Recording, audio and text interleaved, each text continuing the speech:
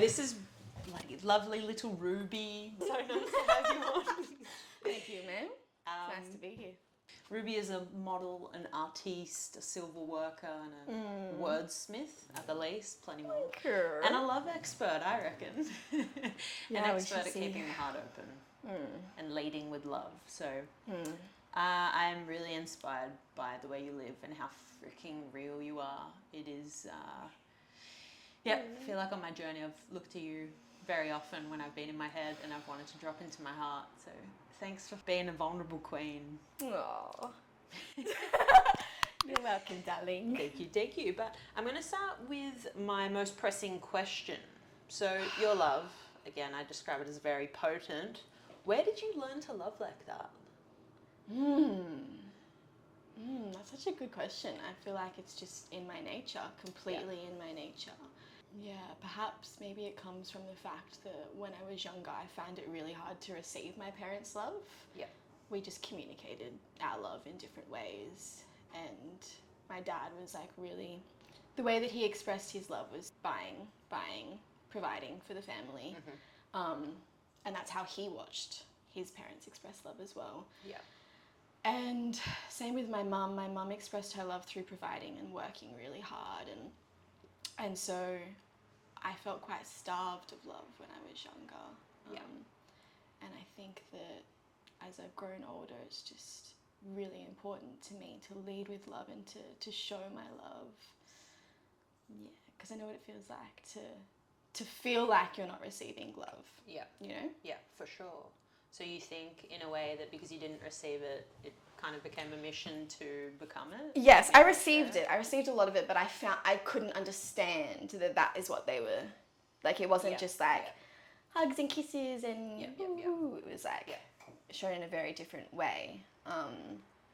And so it just became part of my purpose in life to ensure that my love is received and to be in love always, which is really hard. And I don't know if it's 100% possible, to be honest, to be in love always. I like that you said it's hard because I feel like I preach love a lot on this podcast. And recently I've been realizing my heart's actually a lot blacker than I thought from chatting with you. So it's really good. It's really great. Yeah, I think it's just such a beautiful thing. And I've talked about my theory, but my theory is that people with beautiful eyes have lived a lot of lives. And I just like look into your eyes and I'm just like, she's seen some shit. So I reckon my theory is that you've lived some lives and you've loved a lot and you've loved big, strong and heavy because you're so honest in your love. So thanks for being that. It's okay. Thanks for seeing me, baby. Also, I'm a Libra, so it like just comes with, I feel. Love Libbies. Yeah. The little Libbies. The Libbies. The signs of harmony and balance. We're extremely compatible, darling. My hands are really sweaty. That's okay. Do you think the population is in their heads or in their hearts more? Their heads, I personally feel. Yeah. I mean, I feel like my community is pretty good at being in their heart. It just became very important to like lead with love. And then when I met my community of friends who were also in the same kind of place and leading with love, it was just like, oh, this is beautiful. Like, why doesn't everyone just do this? Yeah. You know? It's motivating when your community is in the same sort of... Yeah, and everyone's just in love. And I think that's another thing why I'm finding like the relationship that I'm in right now quite challenging is because, he is in his head. And I'm used to people just showing up in love and just leading with love and like it's just, that's it. Yeah. And I'm finding it quite challenging to be like, hey, there's an easier way. Yeah. There's a better way. Yeah, well, I feel like he's going to open up to it more and more. Guys just kind of come around in a different way, I think. But do you have any practices to get from your head and into your heart? I mean, I'm sure there's a lot of them. Yeah. For me, when I drift out of my heart and into my head, which happens as like all the time. It happens all the time. It's a practice from drifting from your heart into your head and then bringing yourself back to your heart. And sometimes I let myself I entertain it and I just stay in there for as long as it needs to be. Yeah. But time is just like the best one. And then obviously, you know, talking with your friends, like processing what you're going through and not just projecting it onto your partner or the person that we're talking about. Processing it either by yourself, with your friends. I love processing with my friends, people that I have that also are in their heart and I really trust their judgment. I love going to them and getting it all out and musing about it, and then I'm like, it's actually not that big of a deal. I'm back. For sure. Oh, that's good. Yeah. I'm keen to get in my heart a little bit more. But time. No, you're doing great, baby. Thank you, sexy. Can you recount a story from a day where you felt deep overflowing love? Take a moment if you need to get back there. I'm going to give you 2 little examples from recent times when Morkai was around, and we went on this big walk together. No, it wasn't actually that big. It was pretty small. And we were sitting on this headland, and this pod of 20 dolphins came riding over the waves, and we were just. He had his legs around me, and I was just swaddled in his arms. And we saw these dolphins, and we were both just oh my God! And we were so excited and just looking in each other's eyes, and our eyes were swelling with water, and we were kissing, and we were looking at the dolphins and kissing, and it was just it was just pure love and gratitude for the beautiful miracle that is this life, and just seeing some dolphins they live on this planet, and we're just oh my God! No, it's dolphins. So good. Do we know what the dolphin omen is? I did search it, but I've forgotten. I think it's something about protection and luck or something. Usually the case. It's always luck. And that was just a really simple, beautiful moment. But then as well, my birthday, we went away together for a couple of days, and it was just us two, and we made beautiful love, and I felt really, really connected to him, and just it doesn't need to be anything special. It's just being in deep presence with one another, and when you're vibrating on that same level, and you're feeling everything that you're feeling, they're feeling, and you're just this is fucking beautiful. Yeah. So in sync. Yeah. Precious baby. Miss that. It's coming back. It's coming back around. What's something that scares you? Love. Yeah, well, that's it. Love. What did I hear recently? Love and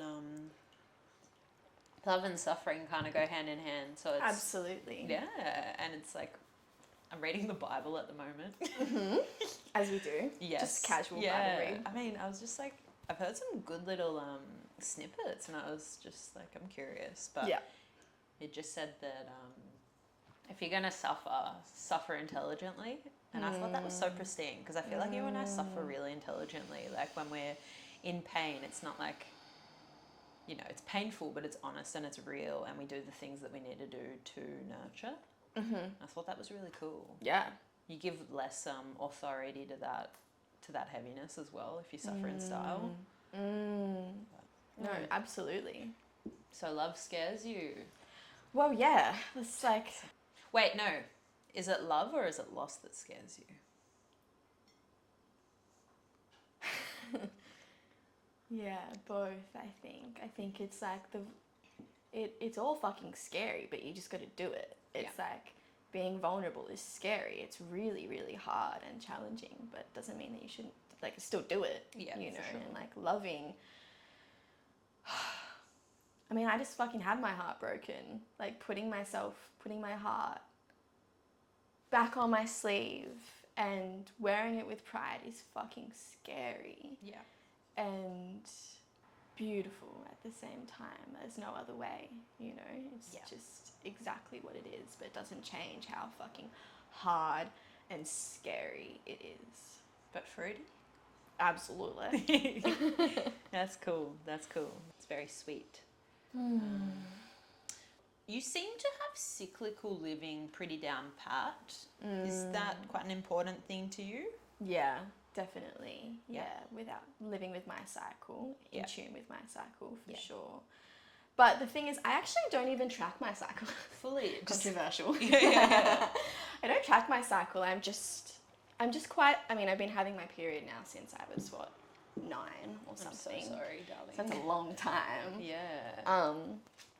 But yeah, I've gotten to a place where I could definitely be more in tune with it, and I certainly could track it and then know on the day when it's going to arrive and whatever. But I don't. I just tune into my body and more so do what feels right when it feels right. Yeah. And if that is taking 3 days of rest in bed, then I'll do that. If that is texting Cappy all day for some giggles, then I will do so. Oh, that was a good day. That was That was a fucking great day. That was the podcast. That was the body, that energy. Yeah. That energy was everything. Hey? Yeah. But, yeah, I mean, it's just nature for me. That's second nature once again. I don't have a big fancy, theory of life or anything that I do. Just do it. Yeah. Why do you think it's important to live with your cycle, actually? Why do you think it's important to listen to your body like that? Why do you think women just don't? I think it's important because if you don't, I mean, as we've seen for a lot of society, you just burn out. And I actually think that that's a massive reason why I am the way that I am, is because growing up, as I said, my parents both were big providers. My mum was diagnosed with cancer when I was 5, and my dad was a workaholic. So was my mum. And so they would just, my mum would wake up at fucking 7 o'clock in the morning, get me ready for school, drop me off, go have a chemo, go to work all day, go get radiation in the afternoon, go pick me up, go back to work in the nighttime. She was crazy. She worked 7 days a week throughout her entire sickness. She only retired when I was 18 after living with cancer for 13 years. So growing up, I saw that my parents valued working more than me and more than themselves. And I just knew I wasn't going to do that. And so as I got older, it manifested in an unhealthy way if I had absolutely no desire to do anything. I was like, fuck it all. I'm not going to do anything. I'm just going to be a full-time stoner with my 24-year-old boyfriend at 16 years of age. But as I've gotten older, I've learned to integrate that better and balance it out. And I'm only coming into now this phase of my life where I'm like, oh, there's life to live. There's things to do. There's more than just this. But I think for me, witnessing my parents be so on the grind and working themselves thin, even though they were sick or whatever it was, my mum was sick, really just showed me that I didn't want to do that. And I think, to answer your question, I think that a vast majority of society is just influenced by each other and the grind. And it's a culture. There's a massive culture around it of working hard and making it to the top, whatever that looks like for you. And that's fucking great if you want to participate in that. Absolutely, there's magic there. But I think the key is learning to integrate the two. I don't really know anyone that has fully learned to integrate the two of them beautifully, and they've got it down pat. Not in my circle anyways, but that's the goal. Yeah, cool, well said. What's one of the biggest lessons you've learnt? Something that you feel has shaped you, maybe a hard lesson or an easy lesson that really stayed? A big lesson, a big life lesson. I learnt big lessons in my relationship with Ned. And I think the biggest lesson that I've learned in life is to always come back to love. Never force it. It takes time, as I said. And in with the breakup with Ned, there was times when I was not leading with love. I was I was really hurting and I made some decisions out of hurt. But finding your way back to your heart and like developing this like moral compass in your life that you can use as a tool of discernment and as a guide, and not straying from that moral compass. If you do stray from it, it's fine. It's a life lesson again. But for example, there's so many systems of, like there's Chinese medicine, for example. There's so many philosophies that you could use as your moral compass and allow to guide you throughout life. Or you could take all of them and just like create your own little moral compass. And I think for me, one of the biggest lessons that I've learned in life is that, I can create my own moral compass and I can use that as a tool of discernment, and maybe I fall off and make some mistakes, but always coming back to my own moral compass and my own guide and my own love. That's what feels right for me. That's beautiful. Well said. Would you be open to talking a little bit about open relationships? Yeah. I'm curious. I would love to know kind of how it works. Is there... It doesn't. Yeah, that's kind of what I think as well. I'm just like, my idea is that you be with someone or you don't be with someone, but I've always been curious about people, but I've never heard any success stories, so. Yeah, I don't think I have either. Yeah, what was the reason behind opening it up? Was it like a free love kind of thing, or? When I met Ned, matched with him on Tinder, we stayed up all night talking in that little giggly portal, blah, blah, blah, and I opened up to him about what I was going through, and he picked me up the next day, took me over to his house and asked me to move in with him. And I was like, fuck it, what have I got to lose at this point? So I did, I moved in with him, and we were both like, we're not going to be in a relationship. I'd just gotten out of a relationship with my other long-term boyfriend 3 months beforehand, and so had he. And so we were like, let's just be best mates, and like, let's just help each other process everything that we're going through, and blah, blah, blah. And also have sex, and also work the same job together. And then it just like, as months went on, we were in a relationship without actually being in a relationship. And that continued for a while. And then when I moved up here, it kind of got to this point when we were like, all right, are we going to do this or are we not? And we committed, and we were in a monogamous relationship for like 3 days. And I was like, nah, I don't want this. And he was like, neither do I. And then I was like, but I don't want to not have anything. Like, I don't want to not have you in my life at all, which was kind of where my mind was going, is like either yes or no. And he was like, okay, well, why don't we like open it up? And yeah, there's actually a lot more to the story about my sexuality and processes that I'd been going through, and Ned and I weren't having a lot of sex at the time. And yeah, I was like, okay, I don't really want to do that, but let's do that. Let's like give it a go. And we did. And it brought this beautiful lightness to our relationship, and we deepened and reconnected really well.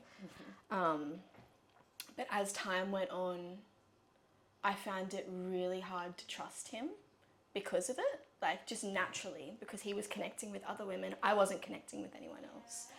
I just found it hard to trust him, and I started experiencing so much shame. So much shame and comparison, and yeah, it was getting really like, this is my fucking protective, like this is my territory. Yeah. Don't cross me kind of vibe. And then, eventually as time went on, like we would, I would experience a trigger. He would connect with someone, I would experience a trigger, we would work through it, we would become closer, he would connect with someone, and just would keep going, and it got to the point where it was like, I'm kind of sick of experiencing triggers. Constantly, constantly. And so, I was just like, I didn't really ever want this in the beginning, and it feels now like I'm just dragging myself through the trenches because I will take any little bit that I can get from you. Yeah, which I think has, like, that mentality has a whole lot to do with my relationship with my dad and receiving love growing up and so on and so forth. It just got to the end where it was like we'd kind of milked every last bit of love out of that relationship, and trust was gone, and it was just no longer meant to be for us. And I don't think that I could be in an open relationship again. I say that now, and who knows, I'm open to anything. That could change in time with the right person, but where I'm sitting right now, it's like, hell no. Yeah, extremely fair. Yeah, I mean, I don't really see it being able to really flow, but that's just personally. I've seen a few people do a couple of swingers and things like that, and but yeah, I don't understand. Like, I feel like you'd have to have a really, it's a great opportunity to develop a really, really strong sense of self. And if maybe you already have that, that's it. Perhaps you might not get triggered over these things, you know, or Yeah. you may be able to work through those triggers effortlessly. I don't know. This is all just theory because it's not me. Yeah.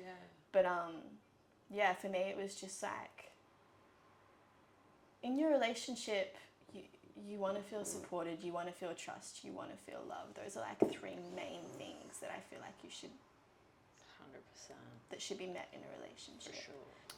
And instead it was the reverse, and having to face myself every day almost. Yeah. And it's just like tiring. It's really tiring.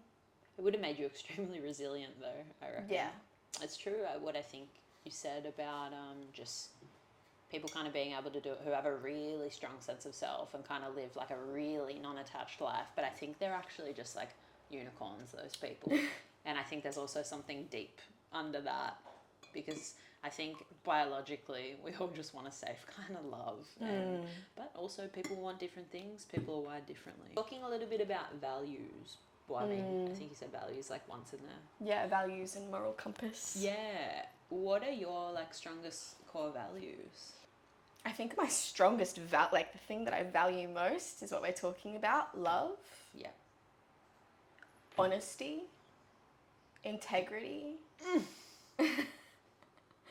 Yeah, but like love and honesty, I'm like, just fucking love everyone and tell the truth. Ram Dass. Love everyone and tell the truth. And you may look at that and be like, but how? Because I don't love everyone, so I'd be lying if I said that. And it's like, it's simple. Love everyone and tell them the truth. Be honest. Like, that in itself is simple, but actually putting that into practice can be quite challenging.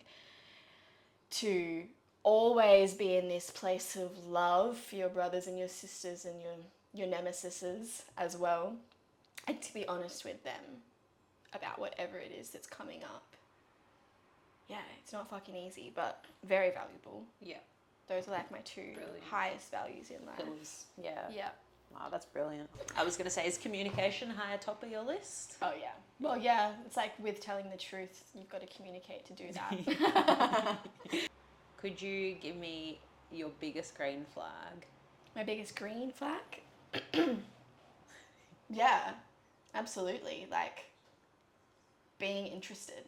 Being willing. Yeah. You know, will.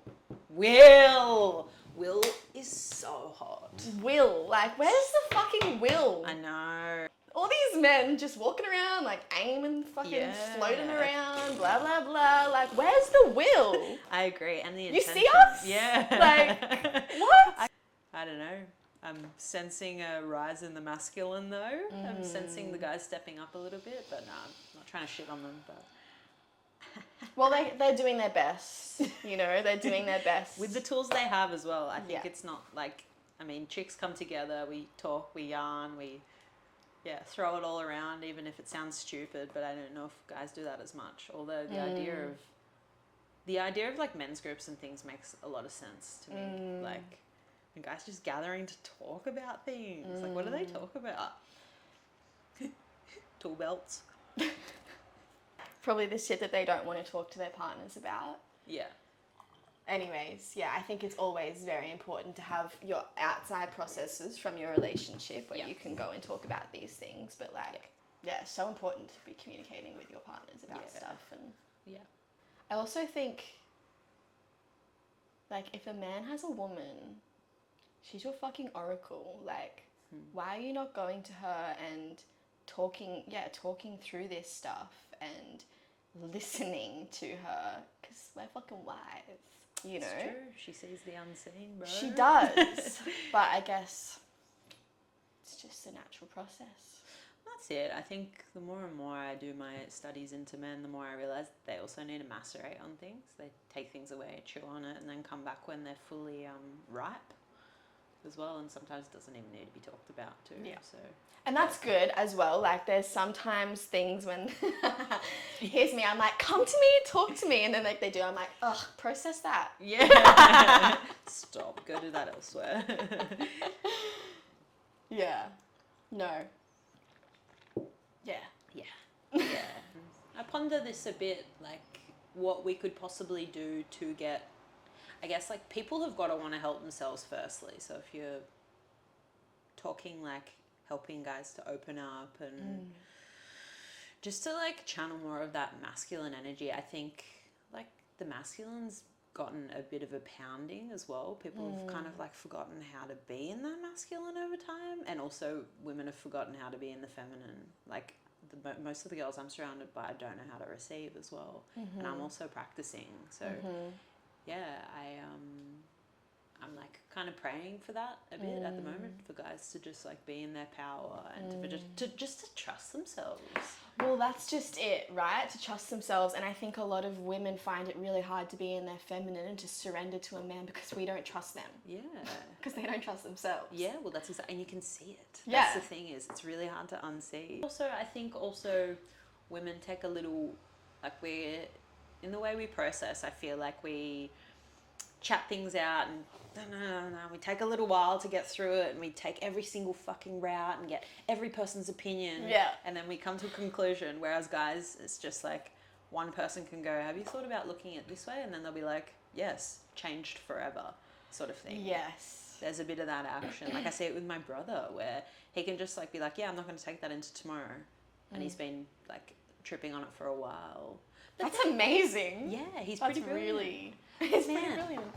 Yesterday I had this fucking trippy thing happen to me where I was listening to this song, and it was like my heart was just like opening with the song, and then all of a sudden all these realizations started coming to me just surrounding like fear and sabotage and things like that, and I got this like full body sensation of just like heat, and then I just started crying, and it was like, then I woke up this morning and didn't have the same fears that I had yesterday sort of thing. I was like, is that still there?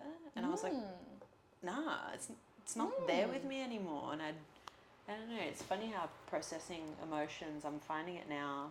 I was talking about this on like the last podcast, the like asking for help thing. Like, fuck man, I swear it's such a tool. Like when you just surrender the thing. Yeah. And you just like, again, a lesson in like non-resistance. Yeah. Yeah.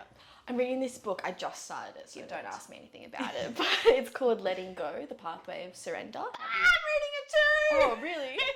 Yeah. Wow. Did you see it on Chris Corsini's thing? No. I got it because Morkai got it. That's so funny, because I started reading it, and I was like, I don't know if I click with this. And True. I put it in the basket up there, and I was like, I'll come back to you. True. What did you start? Did you read the preface? I just kind of hooked in, and then I just like went to a few random spots in there. Because I just bought it off recommendation from some random person on Insta that I backed. But yeah, I was just like, maybe you fucked up. Yeah. But I'll redive into Ghost. Sorry. Well, no, as I said, I've only just started reading it, but I'm really liking it, and it's come in at a really good time for me. Like, obviously, this is all stuff that we know, like go, surrender, blah blah blah. And I think there was a bit of ego in me when I opened it up. This. I was like, I've read the Surrender Experiment. I know how to surrender. Yeah. No, of course. But yeah, no, I'm enjoying it, and I think it's good because there's not heaps of like philosophical jargon in there. It's just like pretty direct, to the point. Anyone could read it. Yeah. Brilliant. So, in terms of like accountability and self-worth and things like that, I think like from my observations, there's times when like from an outside, from my people, I need hard, and sometimes when I need soft. And do you have that, like an experience where you need like a kick in the ass or where you need softness? And when do you know to ask for which one? Like tuning into that, it's a new one because I just realized my mum is really hard. She's like Arnold Schwarzenegger. Like she's just very just like, you know, yeah. She's hard. She's a hard ass, like so French, and she'll just be like, you know, having a bad day, she'll be like, get out of bed, go to yoga, eat. Like she's just very like that, which is great because I've become like that. But to my fucking detriment, like because now I realize I received a bit of softness, and I was like, what's this thing? Like I'm so used to just like the hard ass approach, like you know, and it's been really cool actually noticing that mum is like Arnold and just being like getting her to soften because she's just you can tell with like the problems she's having, it's problems because she's been too hard, like in the health department and stuff like that. But it's cool what you're teaching me about softening. I'm teaching mum. No. I need to be taught a little bit of hard, I reckon. Oh, I got you, baby. Yeah. But then you give me hard, and I'm like, never talking to her again. No, I actually find it really hard to ask for help. Like I do a lot of processing alone first. Cool. Yeah. That's good. Like I'm like, no one look at me, no one talk to me, I'm processing. Yeah. My friend told me that I'm in my process 24/7. She's like, this is just Ruby. Like she's just constantly in her process. Well, there's periods where you are in your process as well. And that's what I put down to kind of suffering and style, because it's not necessarily easy in those times. No. It's fucking honest, and it's brutal, and it's painful, and it's a lot of mixed ups and downs, and not much like, but I do think that the work, the diving in that you're doing, the honesty, it's just one day things are just going to click, and it won't always be a process. But also projecting completely, because that's what I've realized recently. But I see so much magic in you, man. Thanks, man. Yeah, I look forward to that day. Because it does, like, I'm like, what is life without process? Yeah. But I don't know, it's the same, like it keeps us anchored, it keeps me here. It's like, oh yeah, I am human, this is my humanness. Yep. Yeah, but with sourcing like some hard and some softness, I'm actually really lucky because I've got 3 housemates, but I've got a housemate Jack and a housemate Sally, and Jack is like, he's a Libra as well, but he's so he's so masculine, so direct, so like straight fucking through to you. Like, I don't know, I said something to him. This is just a little random example, but I came home one day after work and I'm like starving, need to eat food. Like if anyone looks at me, I'll fucking put a dagger through you. Like so hungry. And I saw that Morkai hand carved me this spoon, and it took him 6 hours to carve this spoon from this like fucking bit of wood or whatever. And it's my special spoon. No one else is allowed to eat off it apart from me. And I used to keep it in my room because I didn't want anyone to eat from it. But I started putting it in the drawer because I'm like, I've told all your bitches, don't touch my spoon. So surely you're going to listen, right? So fair. I get home one day and my spoon's sitting over at the sink. I'm like, why is my spoon sitting at the sink? And he's like, because you used it. I'm like, no, I didn't. I left it in the drawer this morning. I know that for a fact. And he was just like, oh, yeah. And I was just like, I should be able to leave my spoon in the drawer and no one touched it. And he's just like, oh, fucking get over it. Toughen up. Like, whatever. And I was just like, spoon. But I just know for a fact that if there's any times when I'm like up in here way too much, I'll go to him, and he kind of just like, he's just like, get out of there. Like, just an anchor. Yeah. And he's just super direct with me and very like, you ever seen this? And then, but then Sally, my beautiful housemate, she's so soft and compassionate and empathetic and considerate and yeah, so I'm very lucky in the sense that I have these 2 people that I can go to that are right there in my home, basically all the time. Cool. but I do find it really hard. And I can be like sitting out on the couch and everyone's there and like I've got something really like pressing on my heart and I like need to talk about it and I'm like having to fully psych myself up. I'm like, Fully. guys, I have something to say. But then it just like all starts coming out and then usually it's both of them together and I'm getting a bit of Jack and a bit of Sally at the same time and then it like, but I know for a fact if I like am bleeding and I need like some softness and whatever, I just avoid Jack. Those days I'm like, that's it. They just like, I remember Joel once I had my period and he's like, well, you got your period again. And I'm just like, but now he understands a little bit more. Yeah. I think, I think it would be good to get a little bit of knowledge and education going surrounding periods and how men can support women through that stage. I do think I think there's a lot of women that don't take accountability in like the process of the monthly cycle. I think that it's super important to be eating, exercising, socializing, and communicating in the cycle. But I think it's a big commitment as well. Like it's a savage fucking commitment. And I mean, I live by it because I'm like, it's the fruits of living by it are just like so hard to unsee. But firstly, I think that women need to just like, they need to put in the miles and do the work. But yeah, I love the idea of being supported on my period. I know. Ooh. Yeah. That'd be nice. Yeah. Do you have any tips and tricks on how men can support women during their cycle? Yeah, I mean, like, I feel like it's obvious, bro. Like, it is feed pretty. me. No, just, I think the best way that you can support your woman on her cycle is to listen to her and to what she needs. Yeah. And that could look different, but just like as a general sort of statement, like generally it's slowness, it's softness, it's like making a meal, heating up the hot water bottle, little foot massage, like, you know, and just being compassionate and understanding that literally all of the energy in our body from our brain everywhere is being fully dragged down to our uterus and out of us, like pulled out of us. Like, yeah, it's like we aren't operating on our normal function, and to just be as compassionate as you can. Obviously, it's very hard to be understanding because you've never been through that in your life, but as compassionate as you can. And yeah, for other women that looks different, obviously. Some women are like energized as fuck and getting shit done on their period, which I've never experienced that in my life, so I don't know what that's like. But perhaps those women need support in a different way, you know? Like,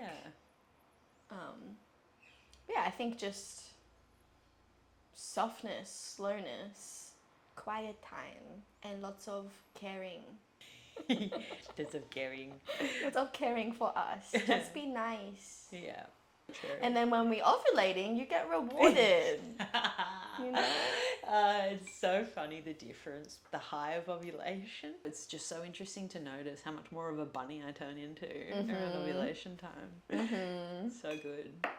Yeah, no, it's so funny. Oh, I was going to touch a little bit on introversion and introspection, but you kind of tackled that all on your own anyway, how you process things before you take them away and kind of refine the thing. Because this funny realization I had when I was the last guy I was interested in, there wasn't space for like, you know, just talking things out, you know, because I feel like, again, I say this a lot, but women need to go back and forth and to spill things to finally kind of come to a conclusion. But I feel like if there's not that space held by the guy, it can make a woman go leaky. And that's a really funny observation. I didn't like realize that, and I just think it's fucking quite brilliant that if a man can hold that space, then a woman can just kind of let go, and then it doesn't have to like cycle like that. But yeah, it takes a particular kind of man. It takes a particular kind of strength to be able to hold that space. So. Yes. a lot of us have parents who feel emotion, anger, you know? Feel anything, anger. Like that's what it is, whether it's mum or dad. And so I think a lot of boys/men have grown up with mums that have been put under a lot of stress, fully in their masculine and wearing really thin, don't have a lot of capacity and feel something anger. And so, yeah, as a young child have been projected on quite a lot by their parents. And so it takes a lot of work to get to a place where you can hold your woman in her emotion, whether that be anger or sadness or whatever it is, and realize that she's not actually projecting that onto you. She's just expressing it and you're there witnessing, you know? Yep. That's what we need. We don't need you to fix it for us or to take any of it on. Just like, and there is a fine line between expression and projection. Like there is a line that can be crossed when you are projecting onto your partner. But could you touch into the differences? the line? Yeah. Yeah, I think that it just comes from like even such thing as language, you know, like what language are we using? Are we like actually projecting you've You're done right. this, blah, blah, blah. Or is it just like, I fucking am experiencing this trigger. This has been brought up for me. Yeah. And like talking through it and just having a conversation with our partner. And that conversation may get heightened. You could be very expressive and passionate with what you're feeling and in the trigger. But yeah, there's this line, and it's more of an energetic thing. I don't quite know how to explain it, but I can feel it when someone is projecting onto me or when they're just processing with me. Yeah, if that makes sense. Yeah, no, that's a really good way to decipher it. Language. I wasn't sure, and I think I fear a little bit the idea of opening up with certain people. I think I just fear the idea, but when it would come down to crunch time, I'd probably get into it. But I do pride myself on my communication. So. Yeah. But yeah, I think the idea of it's a bit scary. Yeah. But yeah, not bringing the old stories into the current one, so that's good. We're trying anyway. That's all we can do. That's it. What do you think you were put on the planet to do? Love. Yeah. Yeah, I feel like I was put on the planet to experience being a human. With that, like experience all of the pleasures, all of the disappointments, experience the love, to do exactly what I'm doing, you know?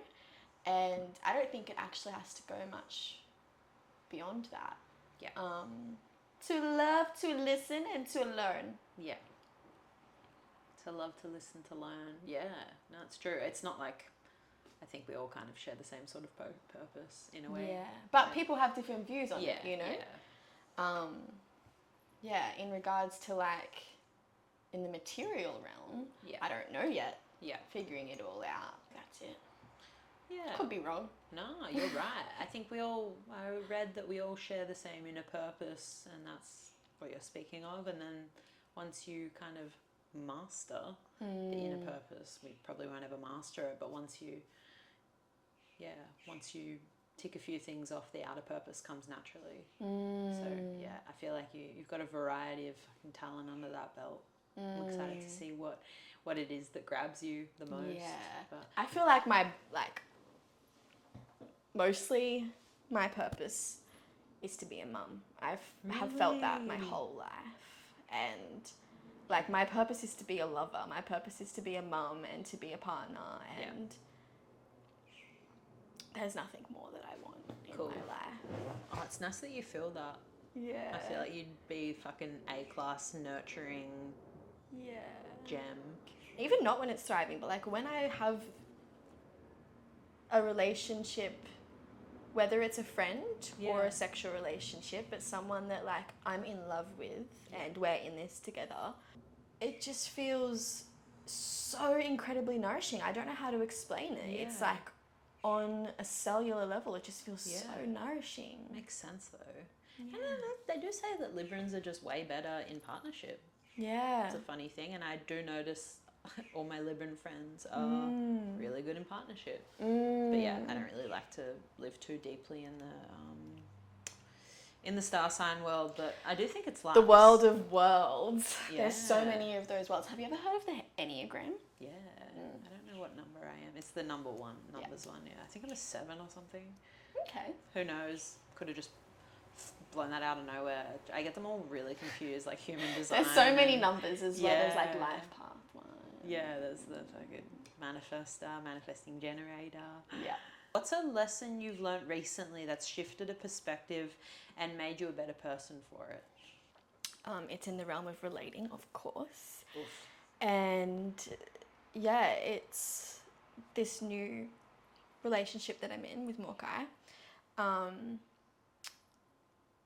I've noticed, this is just an observation that I've made in the relationship, but I've noticed that whenever I do drift out of my heart and into the wounded self, he is like instantly unattracted and retracts. Damn, Daniel. Rather than entertaining it, which is something that my ex used to do quite a lot. We were in this like toxic pattern. Neither of us were conscious of it, that we were doing this, but something would happen. Maybe he would see someone or whatever it is in the open relationship. I would then drift into my wounded self. I'd experience shame, all my triggers and blah, blah, blah. Be in my wounded self and like, fix me, help me, you know, in my trigger. And he would entertain it. He would come in and try and fix it and blah, blah, blah, blah, blah. When really that's all work that I've got to do on myself. Yeah. Probably take myself out of this entire situation and do the work, you know? And same with him, is like he would drift into his wounded self and I would entertain it. And yeah, it would just be this toxic thing. And then we'd like come together and be really close because we've just like licked each other's wounds, you know? Yeah. Whereas with Morkai, he can't do that. He physically does not have the capacity to do that. And if I drift into my wound, he like is unattracted and kind of pulls back a bit. And that offers me time to reflect on, is what I'm saying or how I'm feeling right now actually in alignment with my heart and my highest self and my truest values and my feelings? Or is this just something I'm saying because I need attention, want attention, or am not feeling 100% met or whatever it is? And I find that really cool because, yeah, it's offering me a lot of time to reflect on the actions that I take and the decisions that I make and the words that I speak and what I'm saying to him. But at the same time, it's also really challenging because you don't have someone to hold you through your triggers and you've got to clean up, you've got to do it all yourself. And that's hard and challenging and sad and scary. Yeah. Yeah, it's a funny one. I've been reflecting on that a little bit lately. Like when my brother went away, I had to hold myself very accountable and I didn't really have my person to lean on, and I was better. I was better for it because I was just like, all right, you got to have accountability for this. Like, this is your thing. It's not anyone else's. And I really enjoyed that. And then having him back, it's been nice to get a little bit of support as well and to move through things like really quickly. Just having his like strong, firm, stoic, kind of straight to the point approach. I've liked that. But back to your boy, like that is a thing that guys learn a little bit later, that space holding thing. It's like a rite of passage. Like having that early would be surprising.